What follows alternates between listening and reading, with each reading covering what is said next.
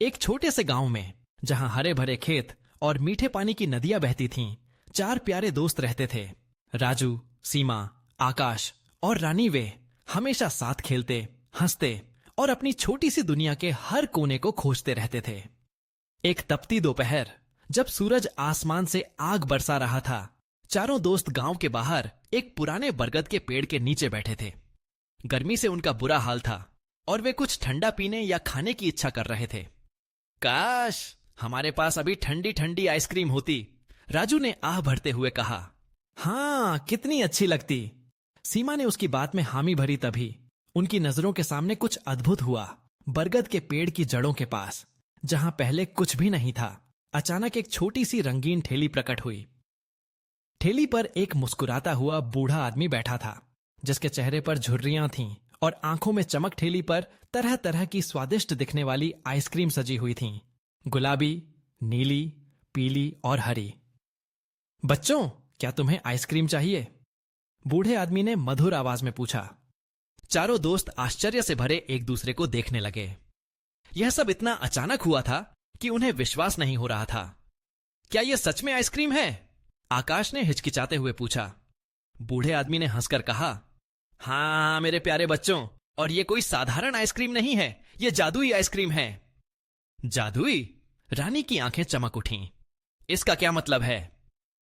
इसका मतलब है कि हर एक आइसक्रीम का अपना एक खास जादू है, बूढ़े आदमी ने रहस्यमयी मुस्कान के साथ कहा।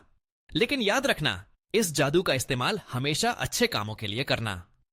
बूढ़े आदमी ने चारों बच्चों को एक एक आइसक्रीम दी।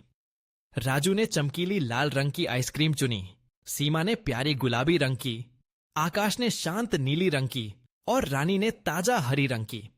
जैसे ही राजू ने पहली बाइट ली, उसे महसूस हुआ कि उसके अंदर अचानक बहुत सारी हिम्मत आ गई है। वह अब किसी भी मुश्किल काम से डरने वाला नहीं था। उसने सोचा, अब मैं उस ऊंचे पेड़ पर भी चढ़ सकता हूं जिस पर मैं हमेशा डरता था। सीमा ने गुलाबी आइसक्रीम खाई और तुरंत ही उसका दिल प्यार और दया से भर गया।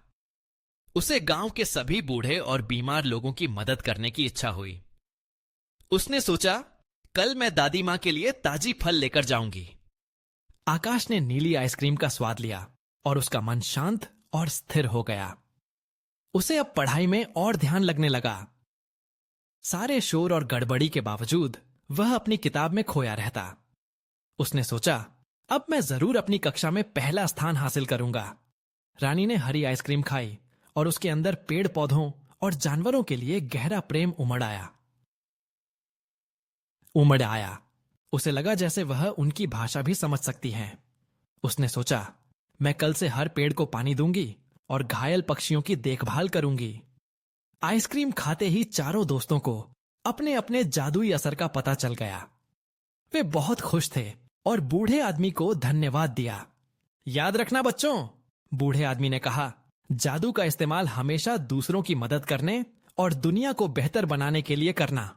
और यह ठेली तुम्हें तभी दिखेगी जब तुम्हें इसकी सच में जरूरत होगी। इतना कहकर बूढ़ा आदमी और उसकी जादुई आइसक्रीम की ठेली पलक झपकते ही गायब हो गई। चारों दोस्त अपनी अपनी जादुई आइसक्रीम के साथ घर लौटे। राजू ने अपनी हिम्मत का इस्तेमाल गांव के कुएं से रस्सी निकालने में किया, जो एक छोटी बच्ची से गिर गई थी। सीमा ने अपनी दयालुता से गांव के बीमार लोगों की सेवा की और उन्हें खुश किया। आकाश ने अपनी शांत बुद्धि से अपनी पढ़ाई में बहुत अच्छा प्रदर्शन किया और रानी ने अपने प्रेम से कई बीमार जानवरों को ठीक किया। धीरे धीरे पूरा गांव इन बदलावों को देखने लगा। बच्चे पहले से ज्यादा मददगार और समझदार हो गए थे। गांव में खुशहाली और शांति फैल गई थी। एक दिन चारों दोस्त फिर से उसी बरगद के पेड़ के नीचे मिले। उन्होंने महसूस किया कि उनकी जादुई आइसक्रीम का असर अब धीरे धीरे कम हो रहा है। उन्हें थोड़ा दुख हुआ, लेकिन वे जानते थे कि उन्होंने उस जादू का अच्छे कामों के लिए इस्तेमाल किया था। तभी उनकी नजरों के सामने वही जादुई ठेली फिर से प्रकट हुई। बूढ़ा आदमी मुस्कुरा रहा था। तुम लोगों ने अपने जादू का बहुत अच्छे से इस्तेमाल किया, बूढ़े आदमी ने कहा। मुझे खुशी है कि मेरी जादुई आइसक्रीम अच्छे हाथों में पड़ी। इस बार बूढ़े आदमी ने उन्हें एक एक और आइसक्रीम दी, लेकिन इस बार आइसक्रीम का रंग अलग था। यह सुनहरे रंग की थी। यह कौन सी जादू वाली आइसक्रीम है? राजू ने उत्सुकता से पूछा। यह दोस्ती की आइसक्रीम है, बूढ़े आदमी ने कहा। इसे खाने से तुम लोगों की दोस्ती और भी मजबूत होगी और तुम हमेशा एक दूसरे का साथ दोगे। चारों दोस्तों ने एक साथ सुनहरी आइसक्रीम खाई।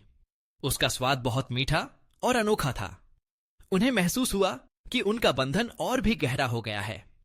उन्होंने एक दूसरे से वादा किया कि वे हमेशा साथ रहेंगे, चाहे कैसी भी मुश्किल आए। बूढ़ा आदमी फिर से गायब हो गया, लेकिन इस बार चारों दोस्तों के दिलों में एक नई उम्मीद और अटूट दोस्ती का एहसास था।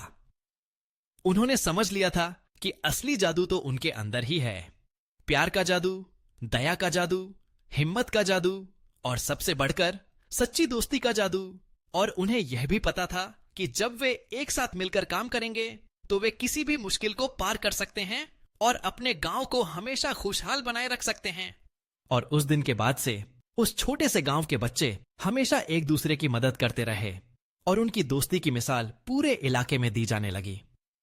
उन्हें पता था कि भले ही जादुई आइसक्रीम अब उनके पास न हो, लेकिन उसका अच्छा असर हमेशा उनके दिलों में रहेगा। कहानी समाप्त हुई।